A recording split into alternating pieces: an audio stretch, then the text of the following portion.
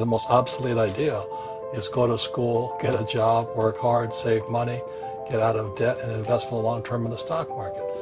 See, why would you save money when they're printing trillions of dollars? The gap between the 1% and 99% is massive. You see, it's not just money. But you have to step back and look at the bigger picture. So what do you do? In every one of us is a poor person. There's still a poor person inside me. There's also a middle class person. And the middle class person wants security. They want that steady paycheck. And that is a rich person. And they're all inside of us except that it's not taught. You're taught to go to school, get a job, and get a paycheck. You're not taught how to get rich. If you read Rich Dad, Poor Dad, my rich dad refused to pay me.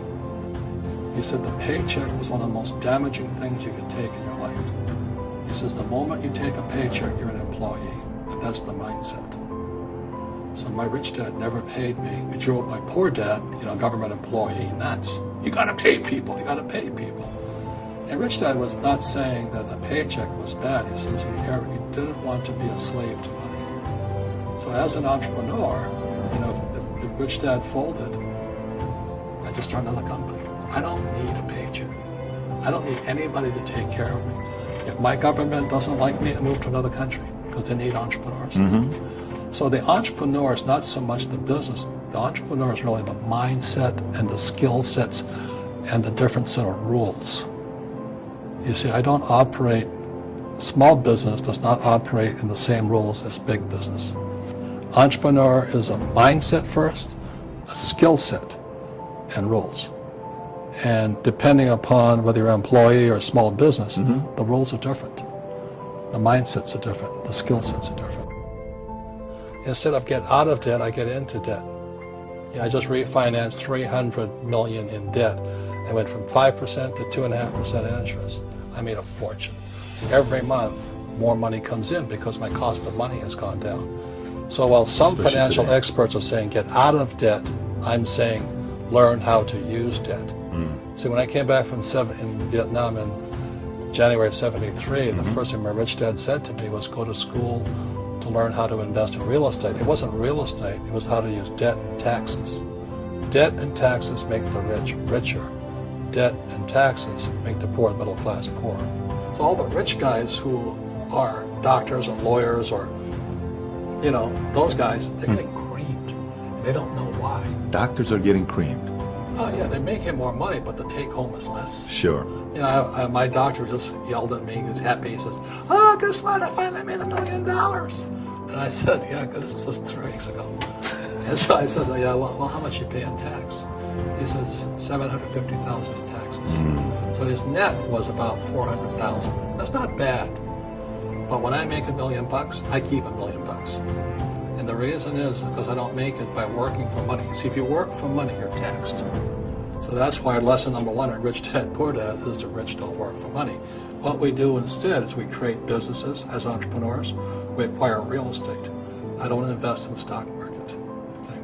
So the reason is because as entrepreneurs, I have more control over my income, how much I make, and how much I pay in taxes. And because I'm an entrepreneur as well as an investor in real estate, I pay 0 tax. So every time I make, let's say, $1 million as an entrepreneur, I immediately invested in real estate. I have a 4-to-1 step up. So I put $1 million in real estate. I get $4 million from the bank. That's why I love banks. But the banks are screwing everybody else. Terrible, but it's good for me. That's why you say when you print, it's good for you, but when you print, it's bad for people that work for money. Because when you print, savers get creamed and people who work for money get creamed. When they print, debtors get rich. You see, debt and taxes make the rich richer, and debt and taxes make the poor middle class poorer. So when we have obsolete ideas, we get obsolete results. So what's happening for most people, the idea of going to school, getting a job, working hard, saving money, getting out of debt, buying your house because it's an asset, investing for the long term, is obsolete. The world has changed. The world changed in 1971 when President Nixon took us off the gold standard and money became debt. Today, the banks are charging you interest to save money. In other words, the banks don't want your money because they've printed too much of it. And that's why there's this bubbles in stocks and bubbles in real estate and all this. People are dumping the cash. Because as I said in here, savers are losers and cash is trash. And yet people want a high-paying job. Well, that's an obsolete idea. Get out of debt is an obsolete idea. You should learn how to get into debt, how to use debt to get rich, and they'll never teach you about taxes. The reason the 1% is way up here and the 99% are going this way is because when you print money, two things happen: inflation and taxes. It's going to crush you. And any entrepreneur thinks, I'm just going to make money, I'm going to start a business and make a lot of money because of what we talk about. They really have got to smell the roses, man. You know, that's not what the real entrepreneurs are doing. Most entrepreneurs, there's 28 million small business owners in America. 24 million are what are one-person entrepreneurs. They're called non-employee entrepreneurs. So and that's what happens is when people don't really understand what an entrepreneur does. So most people are self-employed, but they're not really entrepreneurs. The self-employed pay the highest taxes of all, and nobody tells them that. Yeah, it's also called the entrepreneurial spirit. But what we were actually talking about was there's no such thing as a bad economy. You know, there's external, you and I, we all have an external economy, but we also have an internal economy. And the willpower is to change our internal economy. So for me, I can see the good and I can see the bad. I don't really give a damn because I'm going to be rich anyway. But a poor person with a poor personal economy, all they're going to see is a bad economy because they don't know how to make money in any economy.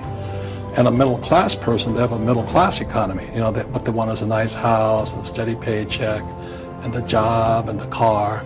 And so when you take their job away, to them, that's disaster. Well, since an entrepreneur doesn't have a job anyway, it's no big deal. So all I'm saying to people, and it's what Bucky Fuller taught me, is always two sides, you know what I mean? Unity is plural, at minimum two. So if you think the economy is bad, it's because your economy is bad. If you think that steady, employment is important, then you'll see an economy without jobs. Your economy. Your economy DNA versus the external economy. Got it. What you control versus what you can't control. I can control. Yeah, Sure. It's called an internal focus versus an external focus. So the real entrepreneur has an internal focus. That if they fall down, they say, oh, this is good, because I'm going to go up higher. You know, the average person will fall down and say, oh, I'm going to take some Prozac. Or somebody has a mistake, all the mistakes don't matter. Well, mistakes matter. It means you didn't know something. But a real entrepreneur, whether they fall down, they always can go up. They can stand back up and go higher. Then no matter what happens to them, they get stronger and better and smarter and happier. But a person with a weak internal mindset is that they're so afraid of what happens, it generally happens. Like, people who are afraid of losing their jobs, they generally lose their jobs. You know what I mean? Yeah, no doubt. So everything comes through you. Yeah, so the entrepreneur first job is to control inside here, not outside there. And that's why my rich dad never gave me a paycheck. He says, the moment you take that paycheck, you're an employee. You've got to be stronger than that. It's about inside control.